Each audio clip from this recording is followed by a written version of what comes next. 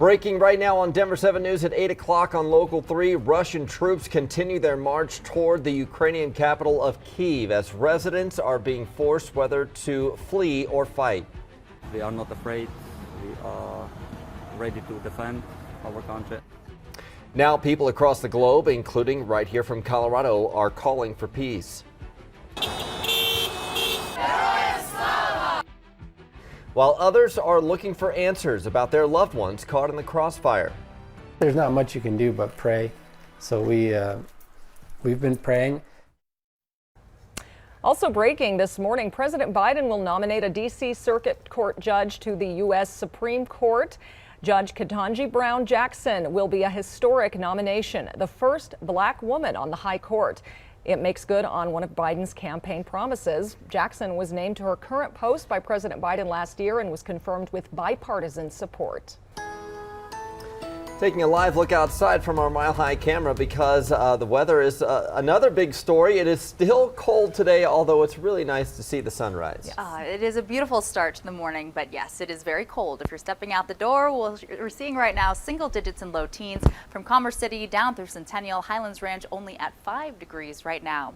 Out and about, temperatures will be a few degrees warmer than what we saw yesterday, but still below freezing. Daytime highs topping out in the upper 20s here over the Denver area, down into Parker, up through Platteville and into the mountains. Chance for a little light snow. It's already developed over portions of higher terrain into our northern and central mountains. Very light accumulations. It's a weak system rolling through. Mostly cloudy skies for the second half of the day. You can see this evening right around 7 o'clock down near Parker and Castle Rock. Chance for light snow showers, less than a half of an inch if any, then just mostly cloudy skies. Overnight lows will fall to the teens. Then tomorrow it's going to be sunshine galore and daytime highs finally above freezing, Jason. And right now we are still dealing with several problem spots. Good news is that one of the crashes across I-25 downtown has been cleared here at 6th Avenue, but still we're looking at a problem on 6th Avenue between Sheridan and Federal. Take a look from the camera there, and you can see that we do have still that left lane blocked, that right lane and the center lane are the ones that are open. This is backed up for a long way, and that's why the drive time on 6th Avenue right now is pretty lengthy, over 20 minutes, still about 25 minutes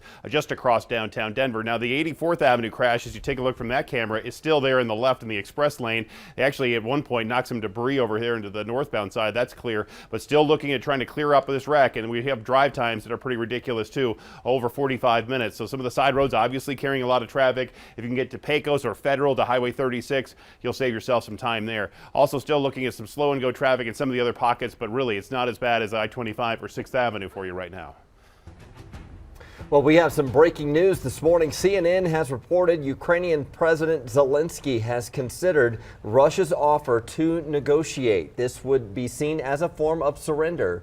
Talks in nearby Belarus would likely include Ukrainian troops laying down their weapons. Ukraine would also have to declare a neutral status and promise not to seek to join NATO. This comes as Russian troops are closing in on the capital of Kiev and could have control within hours. 100,000 Ukrainians have been displaced by fighting. ABC's Matt Gutman kicks off our team coverage. This morning, for hundreds of Ukrainians, this train station in Poland is the first stop to safety. Overnight, parents holding their children's hands, children holding their stuffed animals. They brought only what they could carry. The ravenous gulping down soup, and it was there that we found Yulia. She left her mother behind, now alone. Oh my God, I cried a lot. Did you? You cried when you crossed in? Yeah, I was forced to quit my country, and I didn't want it. It's like, if I want to cross my country, it should be my decision to quit my country, not that I have to. Down the hallway, Anton and Maria, their baby son Lev, finally asleep on the cot. 30 hours. All the way in the east. This train was so hard. That's the area of some of the most intense fighting. They told me Lev cried for hours. Do you think you will go back to Ukraine? Maybe. She says no.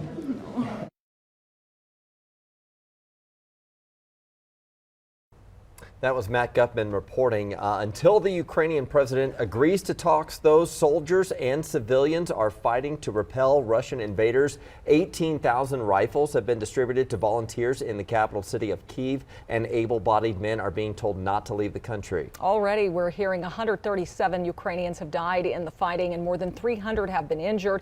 The United Kingdom is reporting hundreds of Russian casualties as well.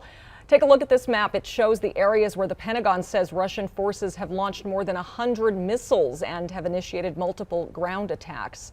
Many of those missiles are raining down on civilian neighborhoods. At least 8 people were injured today after a rocket hit this apartment complex in a suburb of Kiev. And this is a video of an unexploded rocket that got caught in the ceiling of a home. Images that harken back to the days of World War II. In a video message last night, this is Ukraine's president saying Russia has designated him target number 1. Ukraine's military says it killed a group of Russian-backed separatists who had entered Kiev to sabotage infrastructure ahead of ground troops' arrival. And this video shows an abandoned Ukraine tank. This is near a bridge crossing into Russian-held areas in southern Ukraine. Russia claims it disabled 118 military facilities. Governor Jared Polis has announced actions against Russia. He's directed his office to terminate any contract with a Russian state-owned company. He also asked the state's Information Technology Office to focus resources on protecting Colorado from a possible Russian cyber attack. The governor added Colorado is ready to welcome refugees from Ukraine and is prepared to provide Ukraine with any possible support. Meanwhile, we're hearing from Coloradans who have loved ones caught in the conflict. Michael Winner's family lives in Lviv, one of Ukraine's major cities. He says he's been in communication with his family there through social media. They're worried about the bombings, but also afraid of the danger they may encounter if they try to flee.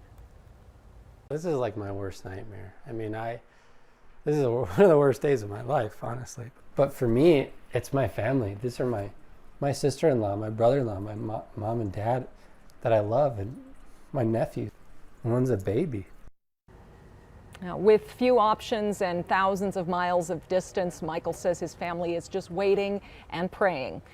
They have not heard much, but they did hear from the family last night that they are safe right now. Good news there. To get a little more context, I spoke to Roger Baker, an analyst for a global risk intelligence company, about how the invasion could test America's influence in Eastern Europe, where NATO allies have questioned how much the U.S. will come to their defense.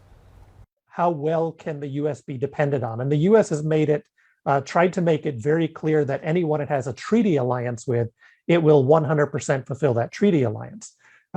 Some of the Eastern European countries have been concerned for a long time that NATO overall has not paid enough attention to Russia. I think that one of the things that this does is it reinforces their view that Russia is and will remain a strategic threat to Europe. We're likely to see a longer-term rotation and expansion of U.S. and NATO forces at the far eastern frontier of NATO rather than the old German frontier of NATO.